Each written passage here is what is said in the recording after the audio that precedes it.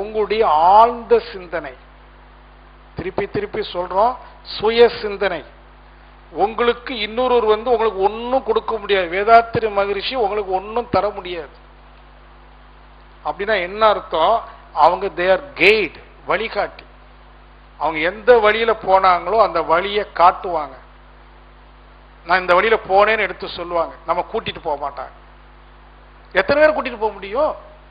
எத்தனை வாட்டி நாகர்கோயில இருந்து கன்னியாகுமரிக்கு வந்து போயிட்டு இருக்க முடியும்? நாகர்கோயில்ல தெற்கு நோக்கி ஒரு கை காட்டி நிற்கிது கன்னியாகுமரி. அவர் தான் வேதாத்திரி. ஒரு குருன்னு சொன்னா ஜஸ்ட் லைக் ஏ கைட், ஒரு வழிகாட்டி. அந்த வழிகாட்டியை பார்த்துட்டு அந்த வழிகாட்டி கிட்டே உட்கார்ந்துட்டு இருந்தா என்னாகும்? நாமும் போக முடியாது. அந்த பலகையை நம்ம கொண்டு சேர்க்காது. இப்ப நாம தான் போகும். இங்க நம்மள்ட்ட இருக்கிற குறைபாடு என்னன்னு கேட்டீங்கன்னா, இந்த பழத்தை உரிச்சு வாயில போட வேண்டியிருக்கு. நாம தான் அதை உரிக்கணும், சாப்பிடணும்.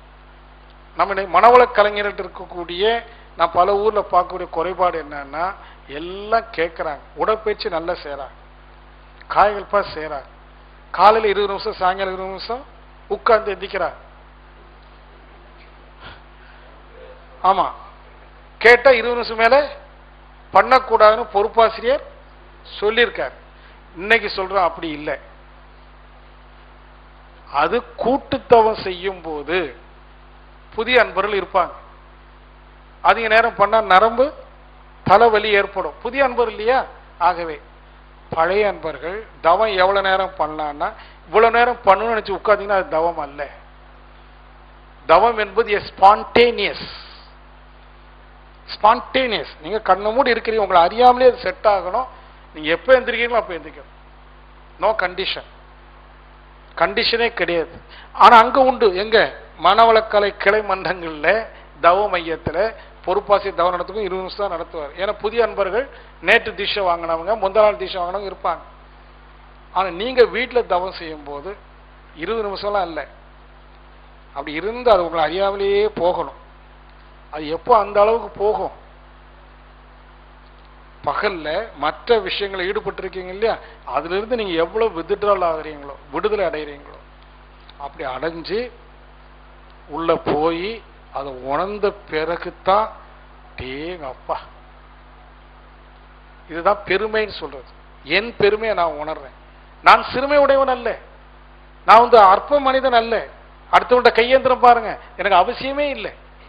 நம்ம யாருக்குமே அடுத்தவன்ட கையேந்தவோ அடுத்தவன்ட அறிவுரை கேட்கவோ பின்னாடி போறதுக்கு அவசியமே இல்லை.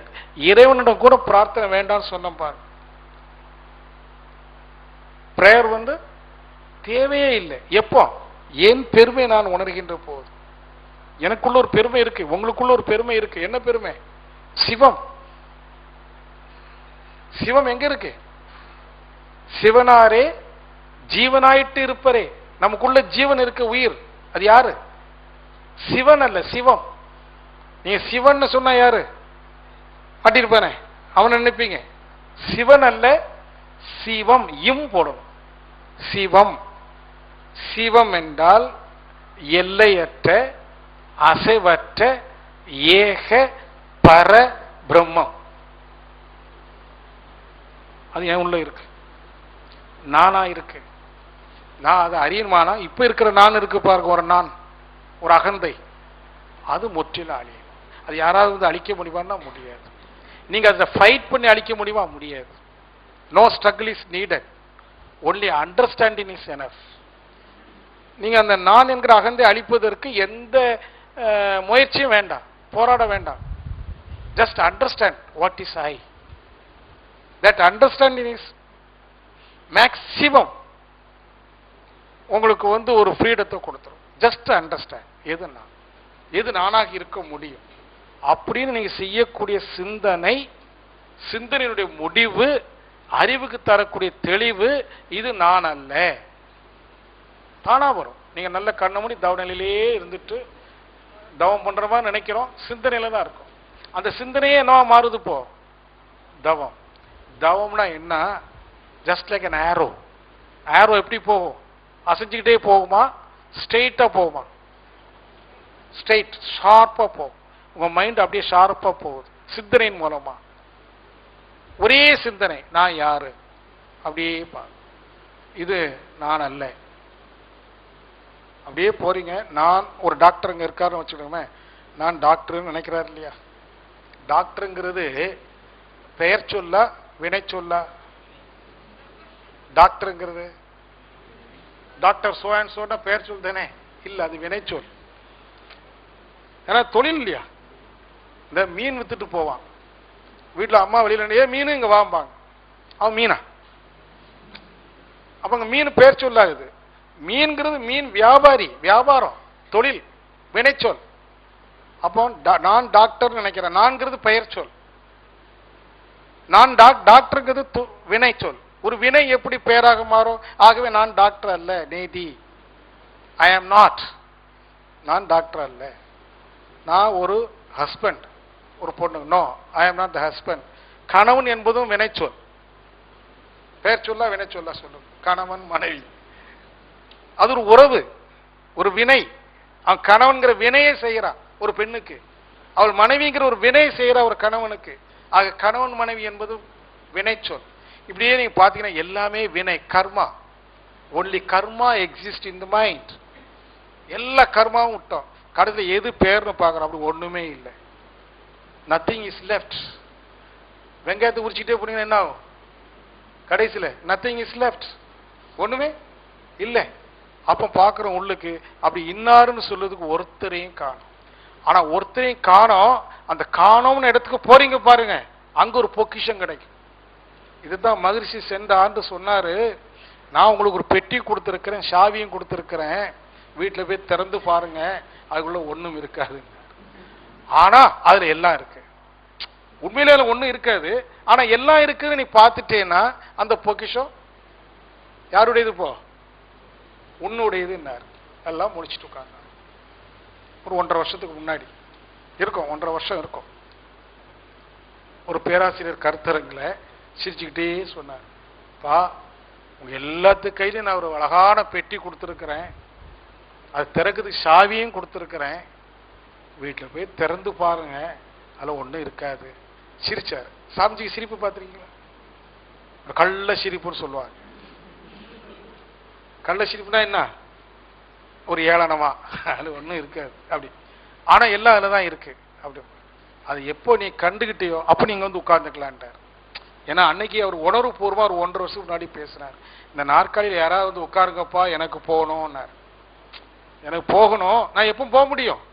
இந்த நாற்காலியில் யாராவது வந்து உட்கார தயாரானா நான் சந்தோஷமா போயிடுவேன். நீங்க எப்போ வந்து உட்காருவீங்க? அவரே கேட்கிறாரு, அவரும் போய் சொல்றாரு. அன்னைக்கு எனக்கு அவர் பக்கத்தில் உட்கார வாய்ப்பு வேற, மேடையில். எப்போ வந்து உட்காருவீங்க சொல்றாரு. நான் ஒரு பெட்டி தந்திருக்கிறேன், சாவியும் தந்திருக்கிறேன், அது திறந்து பாருங்க, அதுக்குள்ள ஒன்றும் இருக்காது, ஆனா எல்லாம் அங்கதான் இருக்கு. இருக்குன்னு யாரு பாக்குறீங்களோ அவங்களாம் வந்து உட்காரலான்ட்டு. அவனோட ரகசியம் உங்களுக்கு புரியுதா?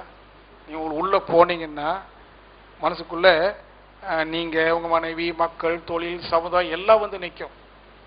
அதெல்லாம் இல்லை, அதெல்லாம் ஒன்றும் இல்லை இல்லை இல்லைன்னு கடந்து கீழே போனீங்கன்னா உண்மையிலே ஒன்றும் இருக்காது.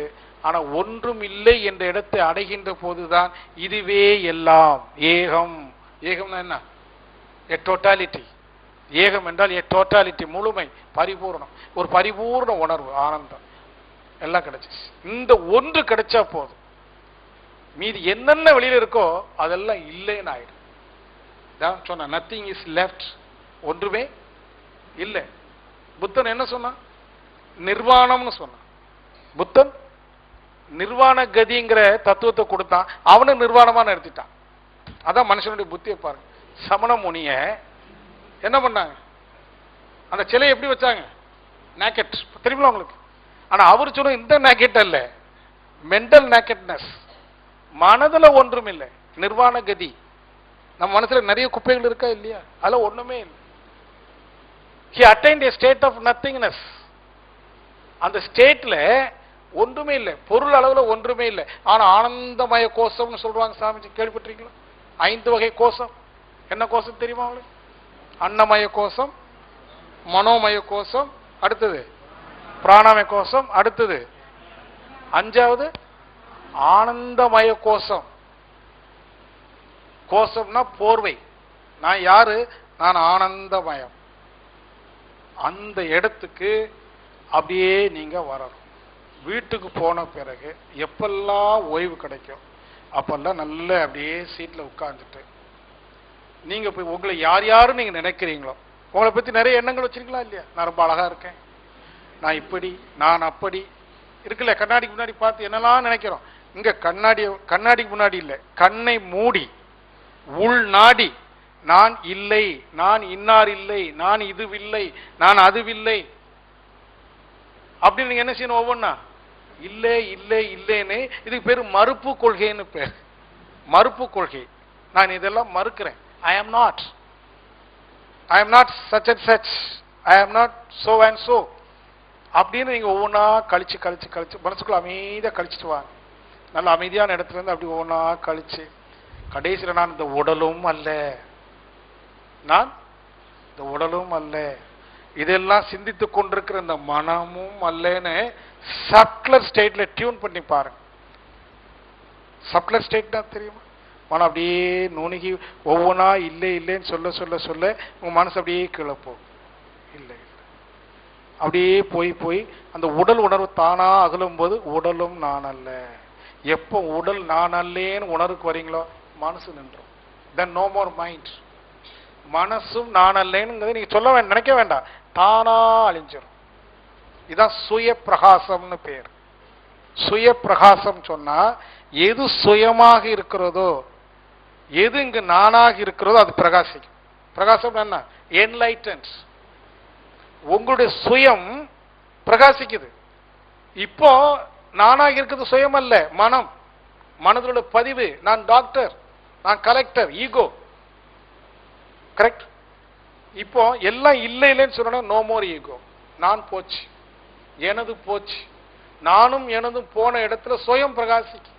சுயம் பிரகாசிக்கும் போதுதான் அதான் என்லைட்மெண்ட். You are enlightened. சுயம் பிரகாசம் ஆகி போச்சு. அந்த பிரகாசத்துல இந்த வெளியே பார்க்கிறீங்க. இப்ப நீங்க முதல் முறையா இந்த உலகத்தை உங்களுடைய own torch, you are going to see this world with your own torch, not the others. அப்போ நீங்க பார்க்கிற பார்வை, அதான் முதல்ல சொன்னேன், இந்த உலகத்தை பார்க்கிற பார்வை முற்றிலும் வேறுபட்ட பார்வையாகும். அதான் சொல்ற அறிவொளியை ஏற்றுவோம். அறிவுங்கிற ஒளி, யுவர் ஒளினா என்ன? டார்ச் தானே, லைட். அறிவு என்கிற டார்ச், யுவர் ஓன் டார்ச். அதை அடிச்சு இந்த உலகத்தை பார்க்கறீங்க. இந்த உலகம் இன்ப ஊற்றாய் காட்சி அளிக்க ஆரம்பி. உங்களுக்கு எதுவும் வெறுப்பதற்கோ ஒதுக்குவதற்கோ கசந்து மொய்வதற்கோ எதுவுமே இல்லை. This is vision. தவம் என்பது இருப்பு நிலை, மனம் என்பது இயக்க நிலை. இயங்கிக் கொண்டிருக்கிற மனம் இருப்பாக, அதாவது இயக்கம் இல்லாததாக அமையும். அது எப்ப சாத்தியமாகும்? மனம் இயற்கையோடு ஒன்றி கலரணும். முழு இயற்கையோட அந்த மனசு கலரணுமானா அதற்கு படிப்படியாக சில யுக்திகளை கொடுத்தாங்க யோகிகள். குறிப்பாக நம்முடைய அருட்தந்தை அவர்கள் இந்த பஞ்சபூத நவகிரக தவம். இயற்கையே பஞ்சபூதங்களால் ஆனது தானே. அப்ப மனதை விரித்து விரித்து பஞ்சபூதங்களை காண்பது, அதனோடு ஒன்றி கலருவது, அதற்கு மேலாக விரிந்து கோள்களோடு நட்சத்திரங்களோடு, அதற்கு மேல விரிந்து சுத்த வெளியோடு. இதை நீங்க அடிக்கடி செய்யணும். இதற்கு நேரங்காலம் பார்க்க வேண்டிய அவசியம் இல்லை. உங்களுக்கு எப்போது நல்ல அப்போ உங்களுடைய வீட்டில் தனியாக அமர்ந்து கொஞ்சம் அமைதியான நேரத்தில், பிறருடைய தொந்தரவு இல்லாத நேரத்தில், ஓய்வு கிடைக்கும் போது சும்மா நல்ல சேர்ல உட்கார்ந்துக்கிடுங்க. அப்படியே உட்கார்ந்துட்டு அப்படியே மனசை விரிச்சு விரிச்சு பாருங்க. இதெல்லாம் பார்த்துக்கிட்டே வந்தீங்கன்னா தான் இந்த நான் என்பது அழியும். ஏதோ நான் ஒரு பெரியவன் என்கிற ஒரு அகந்தை இருக்கு பாருங்க. அது இயற்கையினுடைய அற்புதங்களை அதிசயங்களை கண்டு வியந்து வருகின்ற போது இந்த உடலையும் மனதையும் நானாக கருதி கொண்டிருக்கோம் பாருங்க, அது தானா அழி. இத்தகைய நான் எனது அழிவைத்தான் சரணாகதி என்று சொன்னார்கள். Total surrender. எதை சரணடைய செய்வது? இந்த அகந்தையத்தான் நாம விடணும். சரண்டர் என்று சொன்னா விடுதல் என்று பொருள். சரண்டர். எதை விடுவது? என்னிடம் என்ன இருக்கு விடுவதற்கு என்றால் இந்த நான் எனது எனும் அகந்தை. அதை விட்டுட்டோம்னா போதும். ஆனா அதை நேரடியாக விட முடியாது. எப்படி அதிகாலை சூரியன் உதயமானதும் அந்த புல்லுனுடைய நுனியில இருக்கிற பனித்துளி தானாக மறைந்து விடுகிறதோ, அதை கண்டதும் அது மறைந்து விடுகிறது. அதே போல நாம் எதை கண்டால், எதை கண்டு உணர்ந்தால், உணர்ந்து அறிந்தால் இந்த நான் எனது எனும் அகந்தை அழியுமோ அதை கண்டு உணரணும். அது வேறு ஒன்றும் இல்லை, முழு இயற்கை. அந்த இயற்கையை காணுகின்ற போது அதில் இருக்கிற அற்புதங்கள் அதிசயங்களை எல்லாம் வியந்து பார்க்கணும், சிந்திக்கணும். இப்ப நெருப்புன்னு சொன்னோம், அது எரிமலை என்று சொன்னோம். எப்படி எரிமலை சாத்தியமாகுதுன்னு எண்ணிப்பார். அப்போ அந்த பூமிக்கு மத்தியில் இருக்கிற நெருப்பினுடைய அழுத்தம் எந்த அளவுக்கு இருக்கணும்? 8000 மைல் குறுக்களவுள்ள பூமியினுடைய மத்தியில இருக்கிற அக்னி அந்த பூமி அப்படியே தூரம் போட்டுட்டு மேல வரணும்னு சொன்னா அந்த நெருப்பினுடைய அழுத்தம் எவ்வளவு இருக்கணும்? அப்படி எண்ணும் போதுதான் நெருப்பினுடைய பெருமையை நாம தெரிஞ்சுக்க முடியும். 9 கோடி மைலுக்கு அப்பால் இருந்து வரக்கூடிய சூரியனிலிருந்து வரக்கூடிய வெப்பம் அங்க எவ்வளவு தாக்குது, எவ்வளவு வெளிச்சத்தை கொடுக்குது. ஒரு 100 வால்ட் பல்பை போட்டா எவ்வளவு வெளிச்சம், அதனுடைய யூனிட்டுக்கு நாம செலவு பண்ணக்கூடிய தொகை. அப்போ சூரியனிலிருந்து வரக்கூடிய இவ்வளவு வெளிச்சத்துக்கு எவ்வளவு யூனிட் கரண்ட், அது எவ்வளவு பணம் கொடுக்கிறோமா எண்ணி பாருங்க. இப்படி இயற்கையில் இருக்கக்கூடிய ஒவ்வொரு அற்புதங்களையும் அதிசயங்களையும் நாம சிந்தித்து பார்க்கணும். அந்த அற்புதங்களும் அதிசயங்களும் நமது வாழ்வோடு எப்படி இணைந்து இருக்குதுன்னு பாருங்க. அப்படி பார்க்கக்கூடிய ஒரு பார்வை, அந்த நினைப்பு வர வர வரத்தான் நான் ஒண்ணு இல்லை, என்னால ஆவது எதுவும் இல்லை அப்படிங்கிற ஒரு அடக்கம், ஒரு பணிவு தானாகும். அப்போ தானா நான் அழிஞ்சு போச்சு. நான் என்கிற அகந்தை, எனது என்கிற அகந்தை மிக இயல்பாக கரைது பாருங்க. இதைத்தான் சரண்டர் என்று சொல்லும், சரணாகதி. இந்த நிலை வந்து போச்சுன்னா உங்களுக்கே அது தெரியும், அந்த ஃபீலிங். யான் எனது எனும் செருக்கறுப்பான் வானோருக்கு உயர்ந்த உலகம் புகும். வான் என்று சொன்னால் மகா ஆகாசம், பிரபஞ்சம். அதற்கும் உயர்ந்த உலகம் சிவகலம் புகும். இப்ப நாம துரியாதி தவம் செய்யறோம், எவ்வளவு காலமா செய்யறோம். சிவகலம் சித்தியாச்சா? கொஞ்சம் பாருங்க. சிவகலம்னு சொல்றோம் கூட்டுத்தவத்துல. சிவகலம்னா என்ன? ஒன்றுமில்லா ஒன்று, நிர்ச்சலனம், எல்லையற்றது. அதுவாக மனம் மாறுமானால் புலன்வழி உணர்வு கிடைக்குமா? நின்று போகும். ஆனா நாம தவம் செய்யும் போது சப்தம் கேட்குது, எவ்வளவு எண்ணங்கள்லாம் வருதுன்னு சொன்னா நாம சிவகலமாக மாறலேன்னு அர்த்தம். சற்று கடினம். சிவமாக மாறுவது, சிவகலம் புகுவது என்பது without will, it is not at will. சுய விருப்பத்தின் பால், முயற்சியின் பால் அங்கு செல்லவே முடியாது. அது இயல்பாக நடக்க வேண்டிய ஒன்று. மனம் சிவமாக மாறுவது என்பது இயல்பாக நடைபெறக்கூடிய ஒன்று. ஆனா அந்த இயல்பை நாம் பெறுவதற்கு மனதிற்கு சில பக்குவம் வேண்டும். மனதிற்கு ஒரு முழுமையான பக்குவம் என்பது நான் எனது அற்ற நிலை.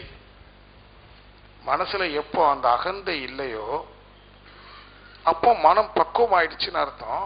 அந்த பக்குவம் வரும்போது மனம் தானாகவே சிவமாக மாறும். ஆனா அந்த பக்குவத்தை ஏற்படுத்துவதற்கு தான் இந்த இயற்கையை விரித்து பார்க்கிறோம். இயேசு மகான் ஒரு இடத்துல சொல்றாரு, என்னை காண வருகின்றவன் அற்புதங்களை சந்திப்பான். இறைவனை காணப்போகின்றவன் அற்புதங்களை சந்திப்பான். இதுல எவ்வளவு ஆழமான அர்த்தம் இருக்கு பாருங்க. நாம தவத்தினுடைய நோக்கம் என்ன? சிவநிலை அடைவது, இறைநிலையை உணர்ந்து கொள்வது. அப்ப அதற்காக ஒரு பயணம் மேற்கொண்டிருக்கிறோம். A journey towards consciousness என்று மகரிஷி சொல்வார்கள். அந்த சிவநிலையை உணர்வதற்கு, முற்றறிவாக மாறுவதற்கு ஒரு பயணம். அதான் தவ பயிற்சி. அந்த பயணத்துல தான் இன்னைக்கு காலையில நாம ஒரு பயணம் மேற்கொண்டோம். பஞ்சபூதங்களை பல கோணங்களிலே கண்டோம். அதனுடைய பெருமைகளை எல்லாம் எண்ணி எண்ணி பார்த்தோம். அந்த பஞ்சபூதங்களும் நமது வாழ்வோடு எந்த அளவிற்கு ஒன்றி கலந்திருக்கிறது என்று சிந்தித்தோம். அதே போல 9 கோள்கள், சக்தி களம், இதெல்லாம் அற்புதங்களை சந்திக்கிறோம். எப்போ? சிவத்தை உணர்வதற்கு, இறைவனை அடைவதற்கு செல்லுகின்ற வழியிலே சந்திக்கின்ற அற்புதங்கள். அற்புதங்களை சந்திக்க வேண்டும். யார் அற்புதங்களை சந்தித்து சிந்திக்கின்றார்களோ அவருடைய அகந்தை தானாக அழியும். அகந்தை அழிந்த க்ஷணம் இறை உணரும். பெரியவங்க சொல்லுவாங்க, எங்கு நீ இல்லையோ அங்கு இறைவன் இருக்கின்றான். எங்கு நீ இல்லையோ என்ற சொல்லின் பொருள் என்ன? எங்கு உன்னுடைய அகந்தை இல்லையோ, நான் எனும் அகந்தை எங்கு இல்லையோ, எப்போது இல்லையோ அங்கு அப்போது தெய்வம் வெளிப்படும். நல்லா கவனிச்சு பாருங்க. மகரிஷி சொன்னாங்க, மனதனுடைய மறுமுனை தெய்வம். The other end of your mind is God, the Almighty. சர்வ வல்லமையோடு கூடிய தெய்வம் என்பது எங்க இருக்கு? உன் மனதனுடைய மறுமுனை. மனதனுடைய எழுச்சி புறமணம் என்பது நான் எனது எனும் அகந்தை. அப்ப மறுமுனையில நான் எனது இல்லை. ஆழ் மனதில் அறிவு நிலையில அகந்தை என்பது இல்லை. அறிவாக இருக்கின்ற போது அதை அடக்கம் என்று சொல்லுகிறோம். மனமாக இருக்கின்ற போது அது எழுச்சி என்று சொல்லுகிறோம். ஒரே தத்துவத்தினுடைய இரு முனைகள், ஒரே தத்துவம். அது அடக்கமாக இருக்கின்ற போது அறிவென்றும், எழுச்சியாக இருக்கின்ற போது மனம் என்றும். அது மனமாக எழுச்சி பெற்ற போது மாயையில் சிக்குண்டு நான் என்று ஒன்று இருப்பதாகவும், எனது என்று பல உடைமைகள் இருப்பதாகவும் அது பாவனை செய்து, அதைத்தான் மயக்கம், மாயா என்று சொல்லுகிறோம். அதே மனம் அடக்கத்தில் வருகின்ற போது அறிவாகி, அறிவில் நிலைத்து இருக்கின்ற போது நான் என்றோ எனது என்றோ எதுவுமே இல்லை. இங்க சரணாகதி சாத்தியமாகுது தவத்தில். ஆனால் தவம் முடித்த பிறகு கூட சிறிது நேரம் அமைதியா இருந்து இந்த பயணத்தில் நாம் எதை கண்டோம், எப்படி வியந்தோம், இறுதியாக எதை உணர்வாக பெற்றோம் என்றெல்லாம் நினைவு கூறும். அப்படி நினைச்சு பார்த்தோம்னா எங்க போனாலும், எந்த சூழ்நிலையில் இருந்தாலும், எந்த நிகழ்ச்சிகளை சந்தித்தாலும், பல இழப்புகள் ஏற்பட்டாலும், பல பெறுதல்கள் ஏற்பட்டாலும் எதிலும் மனம் சோர்ந்து போகாது, ஆரவாரம் கொள்ளாது. எந்த நிகழ்ச்சியும் நம்மை பாதிக்காது. ஏன்னா நான் என்று ஒன்று இல்லையே பாதிப்பதற்கு. இந்த நான் என்பது ஒரு மாயையோடு கூடிய மனம். அப்ப நானே இல்லையா என்று கருதலாம். இங்கு நான் என்று சொல்லுகின்ற போது நீ என்கிற ஒரு பிரிவு ஏற்படுகிறது. எப்போது என்னை நான் என்று சொல்லுகிறேனோ அப்போது உன்னை நான் நீ என்று சொல்லுகிறேன். இங்கு நான் நீ என்ற பேதமை ஏற்பட்டு போகுது. ஆனால் இயற்கையில பேதமே இல்லை. இயற்கையில பிளவு இல்லை. There is no separation at all. I am the part of the nature, not apart from the nature. நான் என்பது முழு இயற்கை தான். மாறாக நாம் இப்போது என்ன கருதி கொண்டிருக்கிறோம், நான் ஒரு தனி மனிதன், ஒரு இண்டிவிஜுவல், a separate phenomena நினைக்கிறோம். I am not a separate one. I am a part of the nature. முழு இயற்கையினோடு இணைந்த ஒரு பாகம். எப்படி ஒரு மிகப்பெரிய மரத்துல, பெரிய அரச மரம், அங்க ஒரு சிறிய இலை, அந்த இலை தன்னை ஒரு தனியாக பாவித்தால் எப்படி தவறு? இலை என்பது மரத்தோடு ஒன்றிய ஒரு பாகம். அதே போல இந்த முழு இயற்கையோடு ஒன்றிய ஒரு பாகம்தான் இந்த நான் பிளவுபடவே இல்லை. ஆனா இப்போ பிளவுபட்டு இருப்பது போன்ற ஒரு தோற்றம், ஒரு நினைப்பு. இந்த நினைப்பு தான் மாயா. இந்த மாயையிலிருந்து உண்மைக்கு நாம் நுழையணும். From Maya to truth, towards truth. How? இயற்கை அப்படியே பார்க்கிறது, பார்த்து பார்த்து பழகிட்டு. இப்போ பாருங்க, கன்னியாகுமரிக்கு வந்திருக்கீங்க, கடற்கரையில் போய் நின்னீங்கன்னா அலை வேகமா அந்த பாறையில மோதும். அப்படியே அந்த அலை மேல எழும். எப்படி எழுது? பல கோடி நீர் திவளைகளாக. உயரத்துல பாத்தீங்கன்னா ஒரு சிறு நீர் திவளை அப்படி பீரிட்டு மேல போகும். பார்த்திருக்கீங்க? ஒரே ஒரு நீர் திவளை பார்த்திருக்கீங்களா? அலை வேகமா பாறையில அடிக்குது, தண்ணி அப்படி உயரமா சீருது, அப்படியே நொற நொற நொறையா தனித்தனியா தெரியுது. ஒரு க்ஷணம், வித்தின் நோ செகண்ட் மீண்டும் அது கடலா மாறிடும். இப்ப கடல்ல அந்த நீர்த்திவளை எப்படி இருக்கு? தனியா இருக்குதா? கடலா இருக்குதா? கடல் தானே. அப்போ ஆனா அது மோதி செதறும் போது ஒரே ஒரு வாட்டர் மாலிகூல் நீர்த்திவளையை பார்க்கிறோம். ஆனா அது கடலே தான். அதே போலத்தான் இப்ப நாமெல்லாம் ஒரு நீர் திவளை போல மனதினுடைய அலையின் காரணமாக, அலை மோதல்களின் காரணமாக தடுமாறி நான் என்ற ஒன்று உருவாகி இருப்பது போல கருதுகிறோம். ஆனா க்ஷணத்துல அந்த நான் அழியும் போது நான் என்பது நான் அல்ல, ஏகம். நான் என்பது ஒரு தனி அல்ல, ஒரு ஏகம். நல்ல புரிந்து கொள்ளும். இந்த உணர்வை நாம ஈட்டணும்.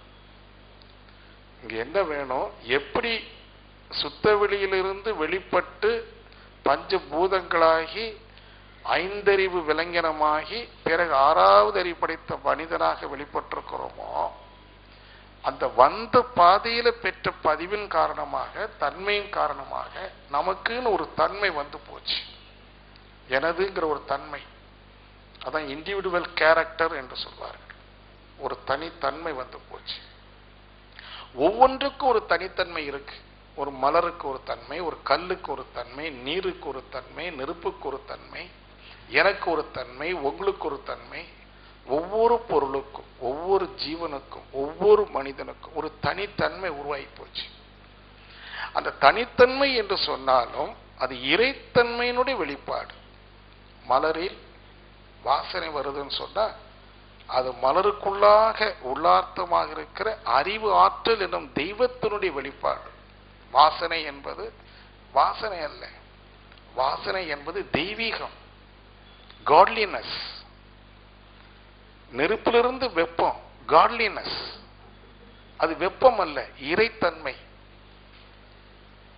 இப்படி ஒவ்வொன்றிலும் ஒரு தன்மை இருக்கிறது, வெளிப்படுகிறது. அது வேறு ஒன்றும் இல்லை, இறைத்தன்மை. பல சாயல்களில் இறைவனை நாம் தரிசிக்கிறோம், பல தன்மைகளில் இறைவனை உணர்கிறோம். உணர்ந்து கொண்டிருக்கிற நான் இறைத்தன்மை. எது எதை உணர்கிறது? இறைத்தன்மை இறைத்தன்மையை இறைத்தன்மையாக உணர்கிறது. நான் எனும் இறைத்தன்மை வாசனை எனும் இறைத்தன்மையை வாசனையாக இறைத்தன்மையாகவே உணர்கிறது. இதை நீங்க புரிந்து கொள்ளணும். எப்படி புரிந்து கொள்வது? நல்ல மனதை விரியுங்க, இயற்கையை பாருங்க, கண்டு கழியுங்க, அற்புதங்களை எல்லாம் சந்திங்க, சித்திங்க. இப்படி எல்லாம் பண்ணி பண்ணி பண்ணி பார்த்தீங்கன்னா அதுல ஒரு மகிழ்ச்சி இருக்குது பாருங்க, ஆனந்தமா இருக்கும். அதைத்தான் கண்டு அவங்க கழிக்கிறாங்க. இன்ப ஊற்றாய் நிறைந்த இறைவா, எத்தனை கோடி இன்பம் சமைத்தாய் எங்கள் இறைவா, பாரதியார். இப்போ எங்க இன்பம் இருக்கு? பணம் சம்பாதிக்கிறது இல்லையா, சேர்த்து வைக்கிறது இல்லையா, அதிகாரம் செலுத்துவதிலா, புகழ் செல்வாக்கு பெறுவதிலா இல்லை. இன்பம் என்பது இன்ப ஊற்றாய் இயற்கையில எங்கும் இன்பம், எதிலும் இன்பம், எப்போதும் இன்பம். ஆனால் அந்த இன்பத்தை காணக்கூடிய, அதை இன்பமாக அனுபவிக்கக்கூடிய ஒரு ஆற்றல் வேணும். காலையில தவமாற்றும் போது அந்த சத்தத்தை அமைதியா எடுத்துக்கொள்ளுங்கன்னு சொன்னேன். காரணம், சத்தம் என்பது அமைதியின் அலை, அமைதியின் வெளிப்பாடு.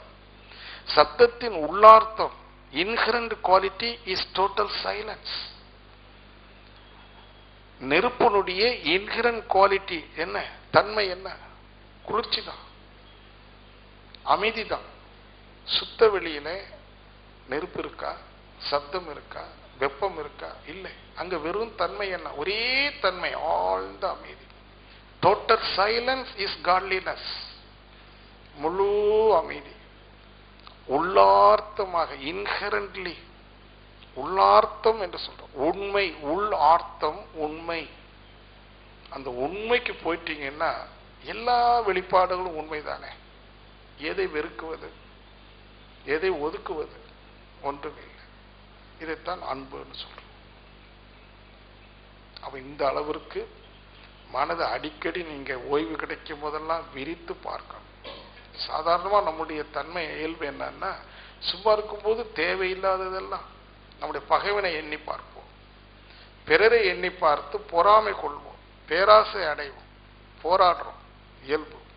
ஆனா இப்போ இனி ஓய்வு கிடைக்கும் போதெல்லாம் இமை பொழுதும் நான் மறவாது இருந்திடல் வேண்டும் ஒருத்தர் பாடுற. அப்ப எப்போதெல்லாம் வாய்ப்பு கிடைக்குதோ அப்பெல்லாம் இந்த மாதிரி மனசை விரிச்சு விரிச்சு இயற்கையினுடைய அற்புதங்களை எல்லாம் சிந்திக்க ஆரம்பிச்சிட்டீங்கன்னா இந்த இடத்துக்கு வர முடியும், வரணும். அப்படி வந்து போச்சுன்னா வாழ்க்கையினுடைய பரிமாணம், டைமென்ஷன் ஆஃப் த லைஃப் சொல்றாங்க. வாழ்க்கையில பல கோணங்கள் இருக்கு, பல காலகட்டங்கள் இருக்கு. பரிமாணம் என்று சொல்றோம், பரிணாமம் அல்ல, பரிமாணம். த டைமென்ஷன், கோணங்கள் மாறிடும். அந்த மாற்றம் தான் ஒரு புதிய பண்பாடு, புதிய கலாச்சாரத்தை கொடுக்கும். புதியதோர் உலகம் செய்வோம். எங்க செய்யறது? மனசுல தான் செய்யணும். அந்த புதிய உலகில், புதிய பண்பாட்டில் என்ன வெளிப்படுது? நாம எதுக்கும் யாருக்கும் எப்போதும் துன்பமே கொடுப்பதில்லை. அங்க ஜீவகாருண்யம் வருது பாருங்க. வள்ளலார் கண்ட மனித நேய ஒருமைப்பாடு, ஜீவகாருண்ய ஒழுக்கம். ஒழுக்கம் என்பதே ஜீவன் மீது கருணை கொள்வது, அன்பு செலுத்துவது. ஜீவ காருண்ய ஒழுக்கம், 3 வார்த்தை போடுறார். ஜீவன், கருணை, ஒழுக்கம். ஜீவகாருண்ய ஒழுக்கம், அதுல ஒழுகுதல். அப்போ இன்னைக்கு 2 ஒழுக்க பண்பாடுன்னு மகரிஷி சொன்னாங்க. அதை தவ முடிவில் எல்லா மன்றத்திலும் சொல்லணும்னு இருக்காங்க. அது சொல்வதற்காக அல்ல. சொல்றது என்ன இருக்கு? அது யார் வேணாலும் சொல்லலாம், கேசட்ல போட்டு அது ஆடிட்டே இருக்கும். 2 ஒழுக்க பண்பாடு அது செயலாக மலரணும். மனசுல ஒரு க்ஷணம் கூட நான் பிற ஜீவனுக்கோ பிற மனிதர்களுக்கோ துன்பம் நினைப்பதில்லை. செய்வது 2வது. முதல்ல நினைப்பதே இல்லை. நினைக்கலன்னா எப்படி செய்ய முடியும்? நினைப்பொழிந்து அந்த நினைப்பெல்லாம் போச்சு. மாறாக இடத்துக்கு தக்கவாறு, சூழ்நிலைக்கு தக்கவாறு வாய்ப்பு கிட்டுகின்ற போது நான் பிற ஜீவன்களுக்கும் பிற மனிதர்களுக்கும் நல்லதையே செய்வேன். செய்வேன்னு சொல்லிட்டு கூட செய்யணும். எங்க போனாலும் நம்முடைய உதவி இன்னொருவருக்கு தேவைப்படுது. அதே நேரத்தில் இன்னொன்னு வைத்துக் கொள்ளணும். நான் பிறருடைய உதவியை நாட வேண்டிய அவசியம் இல்லை. பிறரை நான் எதிர்பார்க்க வேண்டிய அவசியம் இல்லை. யாரிடமும் கையேந்த வேண்டிய அவசியம் இல்லை. இறைவனிடமே நான் கையேந்த வேண்டிய அவசியம் இல்லை. அது இன்னும் சூப்பர்லேட்டிவ். பிற மனிதனிடம் மட்டுமல்ல, இறைவனிடமே நான் கையேந்த மாட்டேன். தேவை இருந்தா தானே, ஆசைகள் இருந்தா தானே எனக்கு அது வேணும் இது வேணுங்கிற ஒரு டிமாண்ட், ஒரு வேண்டுதல், ஒண்ணும் இல்லை. ஏன் ஒண்ணும் இல்லை? எல்லாம் நானே. எப்போ இறைநிலை உணர்வு பெறுகிறோமோ, இயற்கையை விரித்து பார்க்கிறோமோ, அங்க நான் என்று ஒரு தனித்துவம் இல்லை. மாறாக நானே அப்படின்னா புரியுதா பாரு. நான் என்று சொல்வதற்கும் நானே அப்படின்னு சொல்றதுக்கும் வேறுபாடு தெரியுதா பாரு. நான் சொல்லும் போது நீ வந்துருச்சு. நானே என்று சொல்லும் போது நான் மட்டுமே, நீ இல்லை. நீ இல்லை, அது இல்லை, இது இல்லை, நான் மட்டுமே. என்ன அர்த்தம் பாருங்க, புரியுதா? ஏகமும் நானே. உபனிஷத்துல அழகா சொல்லியிருக்கார், நான் ஆத்மஸ்வரூபம், என்னை தவிர்த்து பிரிது ஒன்று இல்லை, பிரிது ஒன்றினால் எனக்கு பாதிப்பும் இல்லை. உபனிஷத். நான் அல்ல, நான் ஆத்மஸ்வரூபம், ஏகம், என்னை தவிர்த்து பிரிதொன்று இல்லை, எல்லாம் நான் மட்டுமே இருக்கிறேன். ஆகவே பிரிது ஒன்றினால் எனக்கு பாதிப்பும் இல்லை. இது உணர்வாகும் ஆயிடுச்சுன்னு வைங்க. எங்கேயோ போற இடத்துல ஒரு துன்பம் யாரோ கொடுக்கறாங்கன்னு வச்சுக்குவோம், வாழ்க்கையில சந்திக்கிறோம்.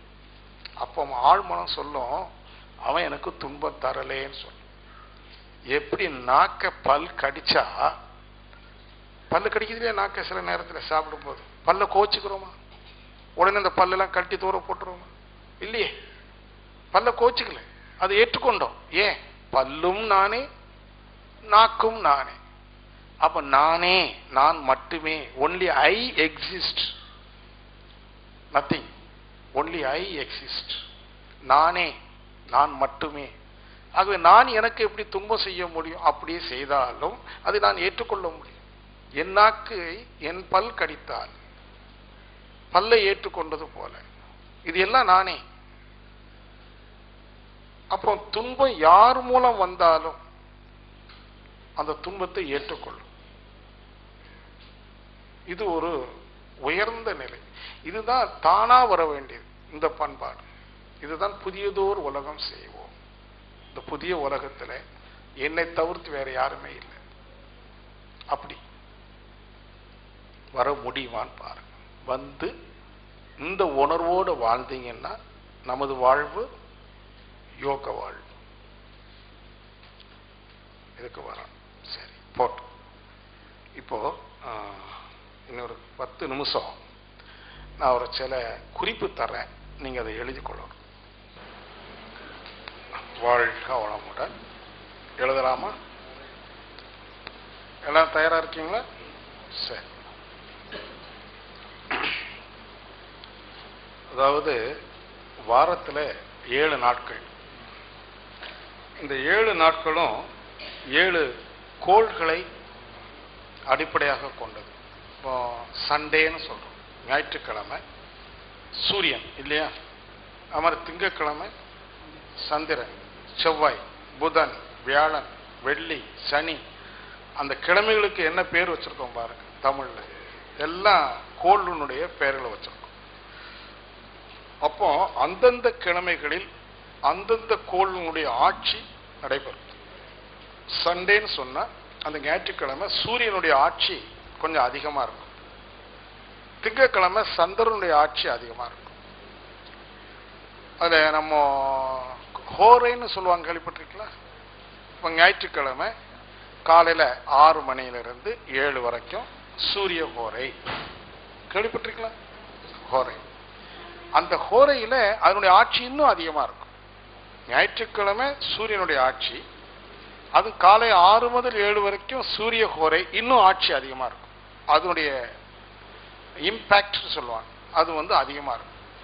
இந்த நேரத்துல என்ன செய்யணும் அப்படிங்கிறது, இப்ப நம்ம பஞ்சபூதம் செஞ்ச மாதிரி இயற்கையில சில தானியங்கள், சில மூலிகைகள் அந்த குறிப்பிட்ட நாள்கள்ல அதனுடைய ஆட்சி நல்லாவே இருக்கும்.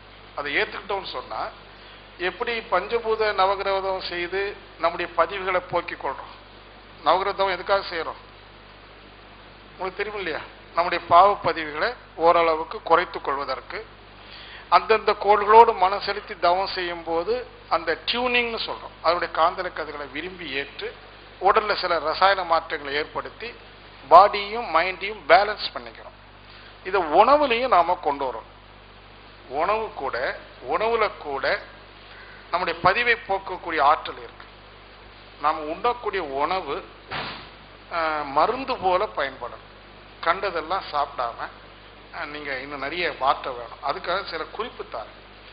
இதை நீங்களும் உங்க குடும்பத்தில் எல்லாருக்கும் நீங்க இதை கொடுக்க ஆரம்பிக்க செய்தீங்கன்னா யூஸ்ஃபுல்லா இருக்கும். முதல்ல நீங்க என்ன பண்ணுங்க, 3 கட்டம் போட்டுங்க. முதல் கட்டத்தில் மேல நாள், அடுத்தது தானியம், அடுத்தது மூலிகைன்னு ஹெட்டிங் போடுங்க. 3 டிவைட் பண்ணிவிடு. 3 லைன் போட்டுக்கணும். 2 லைன் போட்டீங்கன்னா 3 பாகம் வரும் பக்கத்தில் இல்லையா?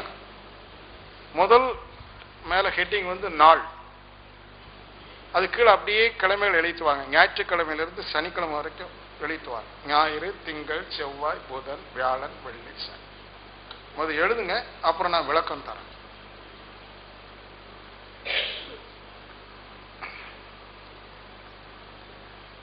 கிழமைகள் எழுதிட்டீங்களா? ஞாயிறு முதல் சனி வரைக்கும் அப்படியே கீழே எழுதிட்டுவாங்க. அடுத்தால தானியம்னு தலைப்பு போட்டிருக்கீங்க இல்லையா, அதுக்கு கீழே ஞாயிற்றுக்கிழமைக்கு நேர கோதுமை,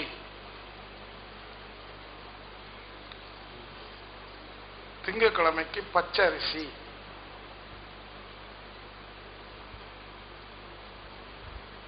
செவ்வாய் துவரன் பருப்பு,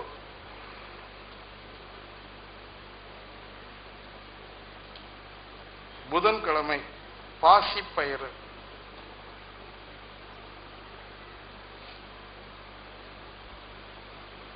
வியாழன் கருப்பு கொண்டை கடலை,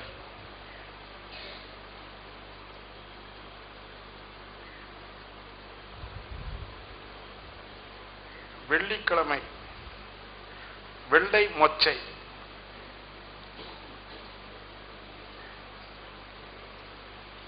சனிக்கிழமை எள்ளு. இது தானியம் போட்டிருக்கிறோம். அடுத்தது மூலிகைன்னு போட்டிருக்கோம் பாருங்க, அது கீழே ஞாயிற்றுக்கிழமை பொன்னாங்கண்ணி கீரை,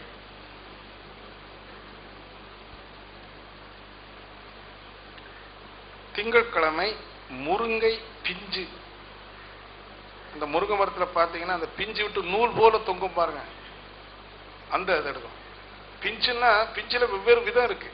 அதில் அந்த மிக மிக நூல் போல தொங்குது பாருங்க, அந்த ஆரம்ப நிலையில அதை தான் எடுத்துக்கிடணும். செவ்வாய்க்கிழமை செம்பருத்தி பூ,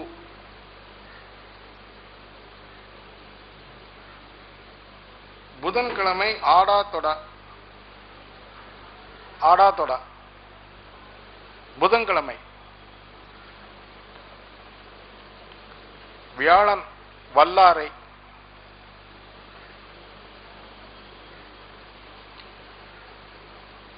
வெள்ளிக்கிழமை. அந்த வெள்ளிக்கிழமை சொல்ற இடத்துல நான் ஒரு 4-5 வார்த்தை சொல்லணும், லைட்டா எழுதிடுங்க. முருங்கை இலை காம்பு. இந்த முருங்கை இலையை நீங்க பிக்கும் போது ஒட்டிட்டு இருக்கும்ல ஒரு காம்பு பகுதி, அதை நம்ம தூர போட்டுருவோம். சமைக்கும் போது இலையை மட்டும் எடுக்கிறோம், அந்த காம்பை தூர போட்டுருவோம். அதுல நிறைய விஷயங்கள் இருக்கு. அந்த முருங்கை இலை காம்பு, வேப்பங்கொழுந்து, வேப்பங்கொழுந்து, கருநொச்சி இலை, கருநொச்சி இலை, கொய்யா இலை, கொய்யா மரத்து இலை, வாத நாராயண இலை. அப்படி எழுதி கொள்ளுங்க, நான் அப்புறம் விளக்கம் தரேன்.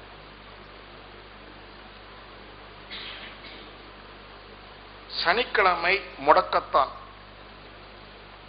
உழவு மூலிகை முடக்கத்தான். சரி, எல்லாம் எழுதிட்டீங்களா? இப்போ நான் சின்ன விளக்கத்தான்.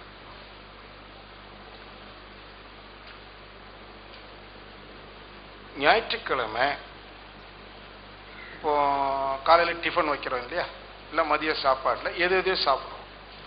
நீங்க ஞாயிற்றுக்கிழமை சூரிய கோரையில், அதாவது காலை 6 முதல் 7 வரைக்கும் சூரிய கோரை தானே தெரியுங்களா?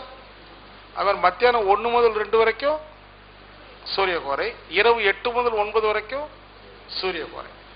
இந்த சூரிய கோரையில ஏதாவது ஒரு நேரம் மத்தியானமோ காலையிலோ இரவுலையோ கோதுமை உணவு தான் உண்ணணும். சப்பாத்தி, கோதுமை ரொட்டி, கோதுமையான உணவை ஞாயிற்றுக்கிழமை அந்த கோரையில ஏதாவது ஒரு நேரம், 3 நேரம் ஒரு நாளைக்கு ஞாயிற்றுக்கிழமை அன்னைக்கு சூரிய கோரை 3 நேரம் வருது இல்லையா, ஏதாவது ஒரு நேரம் கோதுமை உணவு எடுக்கணும். மதியம்னு வைத்துக் கொள்ளுங்களேன். அப்போ மதியம் கோதுமை உணவு சாப்பிடும். அதே மாதிரி பொன்னாங்கண்ணி கீரைன்னு போட்டிருக்கு இல்லையா, அதை உணவுல எடுத்துக்கொள்ளணும். அது எப்படி எடுக்கணும் அப்படின்னா, இந்த மூலிகையை நேரடியா கீரையை வாங்கி சமைக்காம ரசம் அல்லது ஜூஸ்ன்னு சொல்றோமே, சூப்பு இருக்கு, பொன்னாங்கண்ணி கீரை சூப்பு சாப்பிடும். அப்ப சூப்பு எப்படி தயார் பண்றதுன்னு ஒரு கேள்வி வருதா இல்லையா, அது எழுதி கொள்ளலாம். அதாவது எந்த மூலிகை எடுத்தாலும் எப்படி சூப்பு தயார் பண்றது, அது பொன்னாங்கண்ணி கீரை அல்லது ஆடாத்தொடா, வல்லாரை, முடக்கத்தான் 4 சொல்லியிருக்க பார்த்தீங்களா.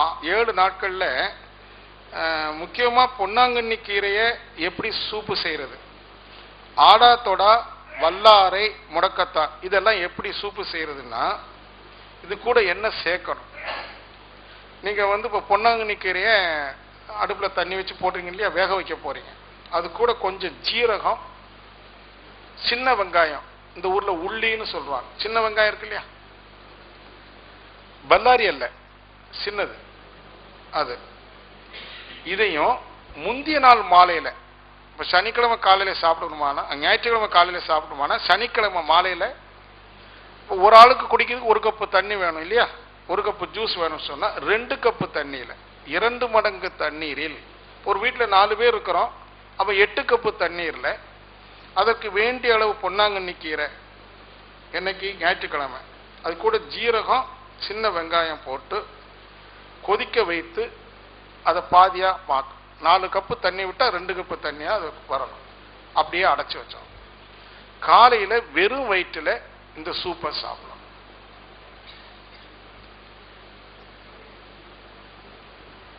அது அந்த சூப்பு எப்படி தயாரிக்குன்னு சொல்லிட்டோம். அந்த பொன்னாங்கண்ணி கீரைய சூப்பு போடும்போது ஜீரகம், வெங்காயம் முந்திய நாள் மாலையில வீட்டில் உள்ள எல்லாரும் சாப்பிடுங்க. அது மாதிரி என்னைக்கு ஆடாத்தோட போட்டிருக்கோம், வல்லாறு போட்டிருக்கோமோ, முடக்கத்தான் போட்டிருக்கோம், அன்னன்னைக்கு அதுக்கு முந்திய நாள் இந்த சூப்பை தயாரிக்கணும், காலையில சாப்பிடணும். இதுல டவுட் இருக்கா இல்லையே?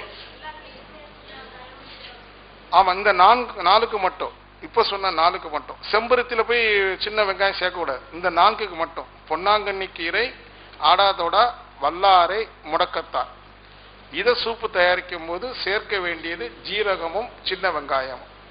சூப்பு தயாரிக்க வேண்டிய நேரம் முந்திய நாள் மாலை, சாப்பிட வேண்டியது அந்த குறிப்பிட்ட நாள். சரியா போச்சா?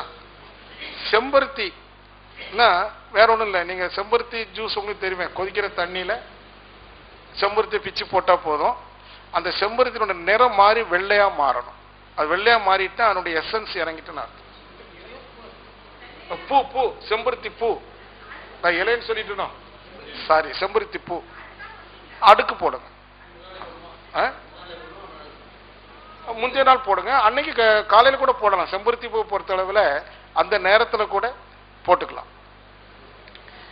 அடுத்தது அது உங்களுக்கு தேவை, நீங்க எத்தனை கப்பு தயாரிக்கணும், ஒரு ஆளுக்கு 1 பூன்னு வச்சுடுங்களேன். ஒரு ஆள் சாப்பிடுறதுக்கு 1 பூன்னு வைத்துக்கொள்ள. வீட்டுல 5 பேர் இருந்தா 5 பூ கொதிக்க வைக்கணும். கொதிக்கும் போதுதான் அந்த நிறம் மாறும். சிவப்பு நிறமா இருக்கு பாத்தீங்களா, அது வெள்ளையா மாறிடும், அந்த எசன்ஸ் இறங்கிடும். இது பொதுவாகவே இது எல்லாமே வெறும் வயிற்றுல சாப்பிட்றது நல்லது. ஏன்னா வயிற்றுல ஒன்றும் இல்லைன்னு வைங்களேன், மலமெல்லாம் போயிடுச்சு. இந்த அப்சர்வேஷன் எப்படி இருக்கும், அந்த வெறும் ஜூஸ் சாப்பிடும்போது அது கம்ப்ளீட்டா சீக்கிரம் ஜீரணமாகி அப்சர்வேஷன் நல்லா இருக்கும், சீக்கிரம் ரத்தத்தோட கலக்கும். செம்பருத்திக்கு ஜீரகம் போட வேண்டாம். அந்த ஜீரகம் போட சொன்னது அந்த முதல் 4 ஐட்டம் சொன்னோம் பாருங்க, அதுக்கு மட்டும்தான். அடுத்தது ஒரு 5-6 ஐட்டம் சொன்னேன். முருங்கை பிஞ்சி, அது எப்பவுமே கிடைக்காது, எப்பவும் பூத்திருக்கோ காய்ச்சிருக்கோ சீசனபிளா தான் கிடைக்கும். அந்த முருங்கை நூல் போல இருக்கு பாருங்க, அதுல ஒரு ஆளுக்கு 2ன்னு எடுத்துக்கொள்ளுங்க. ஒரு நபருக்கு செய்யறதுக்கு 2 முருங்கை பிஞ்சு. அதுக்கு கூட கொஞ்சம் கேரட், ஒரு 1/2 கேரட்னு வச்சுடுங்க. தக்காளி, 1 தக்காளி, கொஞ்சம் இஞ்சி, ஜீரகம், நெய், நல்ல மிளகு தூள், நல்ல மிளகு தூள், பெப்பர், கொஞ்சம் பேருக்கு பட்டை, ரொம்ப லேசா போட்டாங்க, பட்டை அதிகமா போடக்கூடாது, கொஞ்சம். அப்புறம் கொத்தமல்லி, எல்லாத்தையும், கொத்தமல்லி இலை, கொத்தமல்லி இலை, பட்டை கொஞ்சம் போல, இந்த மசால் பட்டை வாங்குறோம்ல கடையில், பட்டை கொஞ்சம் ப்ரௌனிஷ் கலர்ல இருக்குமே, இதை எல்லாம் போட்டு வேக வைக்கணும். இது அன்னைக்கே தயாரிக்கலாம், முந்தைய நாள் தயாரிக்க வேண்டியதில்லை, சாப்பிடக்கூடிய அன்னைக்கு தயாரிக்கலாம். நல்ல வெந்த பிறகு மிக்சியில் போட்டு ஒரு அடி அடிக்கணும். மிக்சியில் அடிச்சிட்டிங்கன்னா போதும், அது நல்ல கெட்டியா சூப்பு மாதிரி ஆகிடும். ஒவ்வொருத்தருக்கும் ஒரு 200 மில்லி ஒரு சின்ன பவுல். இதை வந்து எப்போ சாப்பிடலாம்னா, நீங்க மதியம் சாப்பாடு சாப்பிட்றதுக்கு முன்னாடி சாப்பிடலாம்.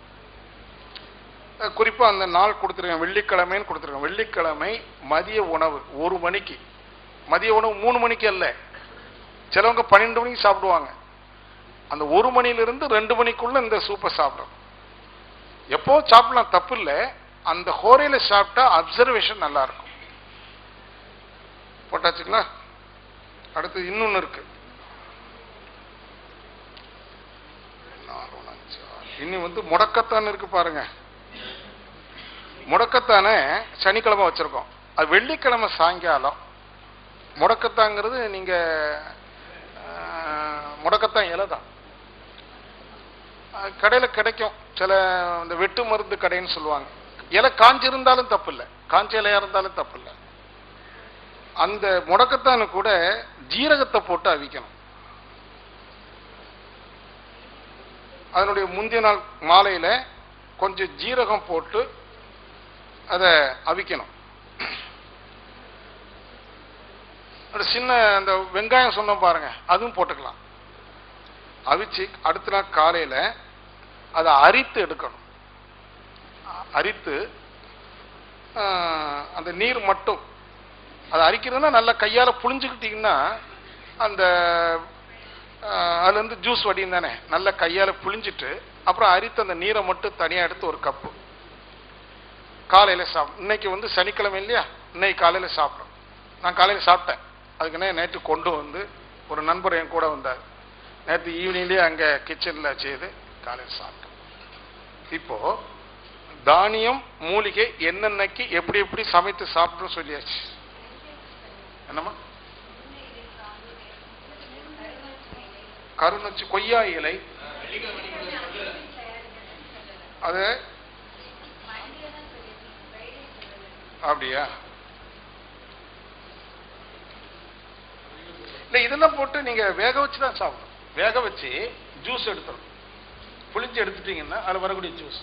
இது காமன் தான். இப்போ மிக்சி, அதாவது சொன்னேன் இல்லையா, இந்த முருங்கை இலை எல்லாம், இது கூட ஜீரகம் மட்டும் சேர்த்துக்கணும். அதாவது முருங்கை இலை காம்பு, வேப்ப இலை கொழுந்து, கருநொச்சி இலை, கொய்யா இலை, வாத நாராயண இலை, இது கூட கொஞ்சம் ஜீரகம் போட்டு வேக வைக்கணும். அதை நல்லா புளிஞ்சு எடுத்து சாப்பிடணும். என்னங்கம்மா?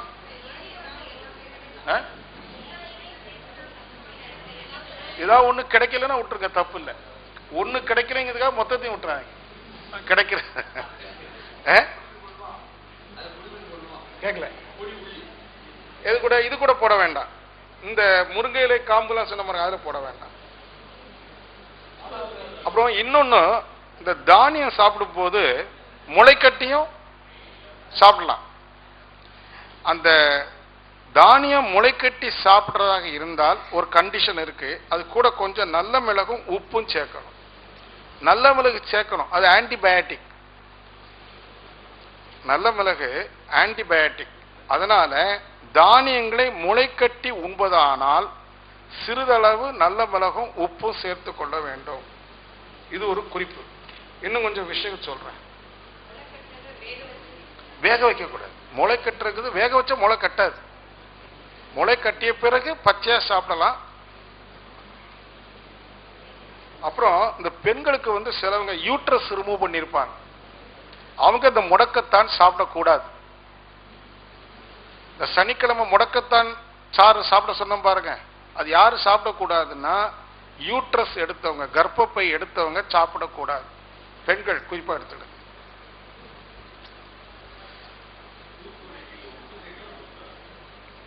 சூப்புக்கு கொஞ்சம் போட்டுக்கலாம், லேசா போடலாம், போடாட்டாலும் பரவாயில்ல. உப்பு இல்லாம இருக்கிறது நல்லதுதான். நல்ல மிளகு, நல்ல மிளகு, இந்த நல்ல மிளகு தான் சொல்றது, உருண்டையா இருக்குல்ல, இந்த ஊர்ல நல்ல மிளகும்பா. மற்ற மிளகு நல்லது இல்லை, இது நல்லது. நல்லெண்ணெய் சொல்றோம்ல, எண்ணெய் நல்ல எண்ணெய், இந்த ஊர்ல நல்ல மிளகும்பா. பெப்பர்,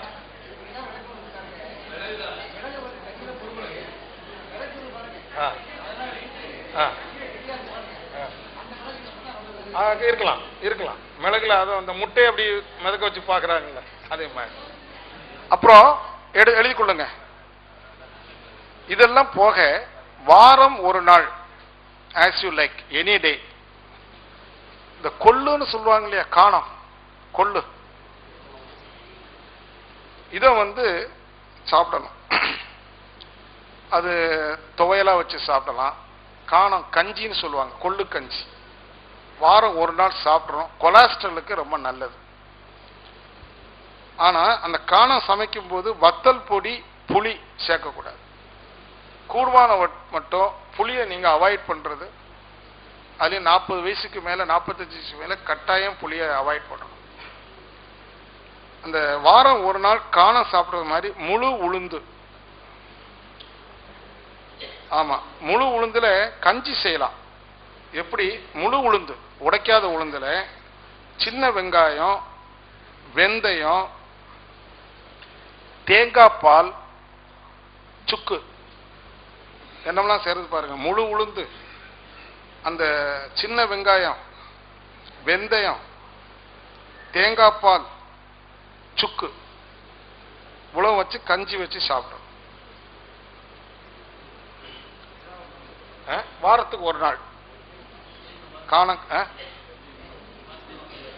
மருத்துவ குணம் சொல்றேன், ரெண்டா சொல்றேன். முதல்ல இந்த இன்ஸ்ட்ரக்ஷனை கொடுத்தாரு, ஒவ்வொன்றுக்கும் மருத்துவ குணம் சொல்லலாம். வாரம் ஒரு நாள் காணம், இன்னொரு நாள் முழு உளுந்து கஞ்சி. சரியா போச்சுங்களா? பொதுவா நம்ம வந்து காலையில டீ காஃபி சாப்பிட்ற பழக்கம் உண்டு. காலையில வயிற்றுக்குள்ள பால் போகக்கூடாதுன்னு ஒரு விஞ்ஞானம் சொல்லுது. பால் வந்து காலையில வெறும் வயிற்றுல பால் வயிற்றுக்குள்ள போகக்கூடாது. அப்ப டீ குடிக்கிறவங்க வித்தவுட் மில்க், அது கூட கொஞ்சம் புதினா இருக்கு இல்லையா, புதினாவை போட்டு, புதினா டீ, பால் இல்லாம, டீயோ காஃபியோ எதுவா இருந்தாலும் வித்தவுட் மில்க் புதினாவை சேர்த்துக்கிடலாம். இதனால கொழுப்பு குறையும், பித்த வாந்தி போகும், தலை சுற்று சிலவங்களுக்கு இருக்கும், இந்த ஒற்றை தலைவலி, தலை சுற்று, அதெல்லாம் மாறும். இரவு பால் சாப்பிடலாம், ஆனா அது கூட மஞ்சள் பொடியும் மிளகு பொடியும் போட்டுக்கிடணும். இதுல இந்த அர்ச்சகர்கள், நீங்க திருமண வீட்டில் புதிய வீடு கட்டினா கீழே வந்து நவதானியங்கள் வைப்பாங்க, பார்த்துருக்கீங்களா? ஒவ்வொரு தானியத்திற்கும் ஒவ்வொரு கிரகத்தோடு சில தொடர்பு உண்டு. பழைய காலத்தில் கண்டுபிடிச்சு வச்சிருக்காங்க, எனக்கு எப்படின்னு தெரியாது. இப்போ சனி சொல்லும் போது எள்ளுன்னு சொன்னோம், நல்லெண்ணெய், எள்ளு சாப்பிடலாம் அல்லது நல்லெண்ணெய் சாப்பிடலாம். அந்த சனி என்ற கோளுக்கும் இந்த எள்ளுக்கும் ஏதோ ஒரு தொடர்பு இருக்கிறத கண்டுபிடிச்சிருக்காங்க. அதனால இப்போ இன்னைக்கு குறிப்பா சொல்ல போனா நிறைய பேருக்கு இப்போ நரம்பு பாதிக்குது. எனக்கு கூட கொஞ்சம் நரம்பு பாதிப்பு இருக்கு. இந்த சர்வைக்கல் ப்ராப்ளம்லாம் சொல்லுவாங்க இல்லையா, இப்போ எல்லாருக்குமே இருக்கு. இந்த பைக் ஓட்டுற எல்லாருக்குமே முதுகு வலி, கழுத்து வலின்னு சொல்றோம். அதனால நரம்பு கொஞ்சம் பாதிக்கப்படுது இல்லையா? இந்த நரம்பு பாதிக்காம இருக்கணுமானா இந்த முடக்கத்தான் ஜூஸ் சொன்ன பாருங்க, அதை குடிக்கிற பழக்கம் வேணும். எல்லாரும் கட்டாயம் குடிக்கணும். இதை 7 நாளும் 7 விதமான தானியம், 7 விதமான மூலிகை சாப்பிட்றதுனால நம்முடைய கரு அமைப்பு பதிவில் இப்போ இன்னைக்கு நீங்க ஒரு 2 வருஷத்துக்கு முன்னாடி பார்த்தீங்கன்னா ஹோமியோபதியில் ஒரு புதிய ஆராய்ச்சி பண்றாங்க. ஹோமியோபதி அவங்க என்ன ஆராய்ச்சி பண்றாங்கன்னா, ஹோமியோபதி ட்ரீட்மெண்ட் உங்களுக்கு எப்படின்னு தெரியுமா? அவங்க நோய்க்கு மருந்து கொடுக்கறது இல்லை. ஒரு மனுஷன் கவுன்சிலிங் பேசி பேசி பேசி பேசி அவன் எந்த தன்மையை சார்ந்தவன், அவனுடைய கரு அமைப்பு பதிவு என்னன்னு கண்டுபிடிக்கிறான். அந்த கரு அமைப்புல என்ன மாற்றத்தை கொடுத்தா நோய் போகுமோ அந்த மாற்றத்தை கொடுக்கிறான். இது கண்டுபிடிச்சிருக்காங்க. அதே போலத்தான் என்ன சொல்றோம், இப்போ ஒரு பையன் இருக்கிறான், அவனுடைய நட்சத்திரம் ராசி என்னன்னு தெரிஞ்சுக்கிட்டா இவனுக்கு எதிர்காலத்தில் என்ன நோய் வரும்னே சொல்லிடலாம். கட்டாயம் வரும். அந்த குறிப்பிட்ட ராசியில் உள்ளவங்களுக்கு, நட்சத்திரத்தில் பிறந்தவங்களுக்கு எது நீச்சம் அடைந்திருக்குதுன்னு பார்த்தாங்கன்னா, ஒரு 5 வயசு பையனுங்கன்னு வச்சுக்கோமே, அவனுக்கு பார்க்கும்போது இப்போ சுக்கிரன் நீச்சம்னு வச்சுக்குவோம். சுக்கிரன் நீச்சமான வித்து சக்தி அதிகமாக செலவாகி அவனுக்கு குழந்தை பேர் கிடைக்கிறதே கஷ்டமா இருக்கும். இன்னும் அந்த ஆண் பெண் நட்புல அவனுக்கு திருப்தி ஏற்படாது. இன்னைக்கு அது நிறைய பேர்ட்ட வீக்கா இருக்கும். சுக்கிரன் நீச்சம் பட்டிருக்கும். அவங்க கட்டாயம் ஒரு விஷயம் சாப்பிடும். என்னதுன்னா, பாதாம் மரம் தெரியுமா? பாதாம், அதனுடைய பிசின் கடையில, மருந்து கடையில பாதாம் பிசின்னு விற்கும். அந்த பாதாம் பிசினை வாங்கி முந்திய நாள் மாலை தண்ணீர்ல ஊற போடணும். போட்டு அடுத்த நாள் காலையில மிக்சியில ஒரு அடி அடிச்சுட்டு ஒரு கப்பு சாப்பிடணும். எல்லாரும் சாப்பிடக்கூடாது, சுக்கிரன் நீச்சம் அடைந்தவர்கள் மட்டும் சொல்லப்பட்டிருக்கு. இப்படி இன்னும் நிறைய விஷயம் இருக்கு. எனக்கு நிறைய இன்னும் கையில கிடைக்கல. நீங்க அடுத்த முறை அனைவரும் நாங்க ஒரு புக்கா போட போறோம். இப்படி செய்துட்டு வந்தா என்ன ஆகும்னா, இப்போ இது தெரியலேன்னு வைத்துக் கொள்ளுங்க. ஒரு பையனுக்கு சுக்கிரன் நீச்சம் அடைஞ்சிருக்கான்னு சொன்னா வித்து நஷ்டமாகி அந்த வித்துல இருக்கக்கூடிய அந்த ஓஜஸ் எல்லாம் சொல்றமே, காய்கல்பல சொன்னமே, அது குறைஞ்சு அவனுக்கு அந்த செக்ஸுவல் என்ஜாய்மெண்ட்ங்கிறது சரியா கிடைக்காம போகும், குழந்தை பேரும் கிடைக்காம போகும். ஆனா மனித வாழ்க்கையில இனவிருத்தி, தாம்பத்தியம் என்பது தவிர்க்க முடியாத அவசியமான ஒன்று. அப்போ நம்ம உடல்ல இந்த மாதிரி நிறைய விஷயங்கள், ஒன்னு மைனஸ் ஒன்னு பிளஸ் அப்படின்லாம் இருக்கும். நமக்கு இப்போ போய் இதெல்லாம் போய் யார்கிட்ட போய் பார்க்கறது? அதனால ஜெனரலா என்ன பண்ணிட்டோம், இந்தந்த கிழமைகளை இதை சாப்பிட்ருங்க. அந்த நோய் இருக்கோ இல்லையோ, பலவீனம் இருக்கோ இல்லையோ, அதை பத்தி கவலைப்பட வேண்டாம். அந்தந்த நாட்களில் அந்தந்த தானியங்கள், அந்தந்த மூலிகையை சாப்பிட்டா மைனஸ் இருந்தா என்ன ஆயிடும்? நியூட்ரல் ஆயிடும். அட்லீஸ்ட் பிளஸ் ஆகாட்டாலும் நியூட்ரல் ஆகட்டும். அதனால நீங்க ஜாதகம்லாம் ஒன்று போய் பார்க்க வேண்டாம். கண்ணை மூடிட்டு இந்த 7 நாட்கள்லயும் இதை ஒரு பழக்கமா உங்க வீட்டுல எல்லாருக்கும், வயது பெரியவங்களுக்கும் சரி. இப்போ வல்லாரை போட்டிருக்கு இல்லையா, வல்லாரையினுடைய குணம் உங்களுக்கு தெரியும். மூளைக்கு, ஆமா, பிரெயின் செல்ஸுக்கு அது ரொம்ப எஃபெக்டிவா இருக்கும். மெமரி பவர் மட்டுமில்ல, நம்மளுடைய தவ விஷயத்துக்கும் நல்லா இருக்கும். அது மாதிரி ஆடாத்தொடைங்கிறது நெஞ்சில சளிக்கட்டுன்னு சொல்றாங்க இல்லையா, அந்த சளிக்கட்டு நின்று போகும். சளிக்கட்டு நின்று போச்சுன்னா இஸ்னாஃபோலியோ போயிடும். தவம் செய்யறவங்களுக்கு சளி கட்டக்கூடாது. பிரெயின் செல்ஸ்ல நீர் திவலைகள் சேருமானால் தவம் சரியா வராது. அதனால்தான் நம்ம எக்ஸசைஸ்ல என்ன பண்றோம், கபாலபதி, கபாலத்தில் இருக்கக்கூடிய அந்த நீரை வெளியில தள்ளுறோம். அது உடற்பயிற்சி மூலமா செய்யறோம். இது உணவையே நம்ம மருந்தா சாப்பிட்டு பழகிட்டோம் சொன்னா ஒண்ணுமே வர வேண்டியது. சரிதானா? அப்படி பார்த்துடுங்க. இது போக பெண்களுக்கு நான் ஒரு விஷயம் சொல்லணும். இன்னைக்கு நீங்க பத்திரிகையில பாக்குறீங்க, நிறைய டைவர்ஸ் ஆகுறது பாத்திரீங்க. பொருந்தா திருமணம் சொல்றாங்க இல்லையா, அதெல்லாம் நாம என்கரேஜ் பண்றது இல்லை, அதுல இருக்கிற விஞ்ஞானத்தை நீங்க புரிந்து கொள்ளணும். இந்த ஜாதகம் பார்த்து திருமணம் செய்யணும்னு சொல்லுவாங்க. என்னங்க, நம்ம ஆன்மீகத்துல வந்த பிறகு, ஞான மார்க்கத்துக்கு வந்த பிறகு ஜாதகத்தை எல்லாம் நம்பலாமான்னு கேட்பாங்க. அப்படி அல்ல. மகரிஷி ஒரு சப்ஜெக்டே கொடுத்துருக்காங்க, வானியலும் ஜோதிடமும். ஜோசியம் எதுக்கு பார்க்கிறோம்? சில முக்கியமான விஷயங்களுக்கு. ஒரு தொழில் ஆரம்பிக்கிறோம், ஒரு திருமணங்கிறது வாழ்க்கை ஆரம்ப நாள். அதனால அந்த பொருத்தத்தை சரியா பார்த்து போனோம். ஆனா பொருத்தம் பார்க்கும்போது இந்த ₹1 ஜோசியம் எல்லாம் போகக்கூடாது. அவன் சீக்கிரமா பார்த்துட்டு 10ல் 8 சரியா இருக்குன்றான். அதுல வேற சில பொருத்தங்கள்லாம் கட்டாயம் பார்க்கணும். பாவசாமியம், தசா சந்திப்புன்னு சொல்லுவாங்க. இதெல்லாம் நீங்க அவசியம் பார்க்கணும். இதுல எனக்கு நிறைய இடத்துல அனுபவம் இருக்கு. ஏன்னா கவுன்சிலிங் நிறைய பேர் நம்ம சங்கத்துக்கு வராங்க. புள்ள இந்த வருஷம் BE முடிச்சிருச்சு. பொறுப்பை வந்து இந்த பெற்றோர்களுக்கு ஒரு அவசரம் என்னன்னு கேட்டீங்கன்னா, யாருக்கான தலையில கட்டி விட்டுறணும், கை கழுவிடணும்னு சொல்லுவாங்க. வயசு வந்து போச்சு, இதை எப்படி பாதுகாக்கிறது?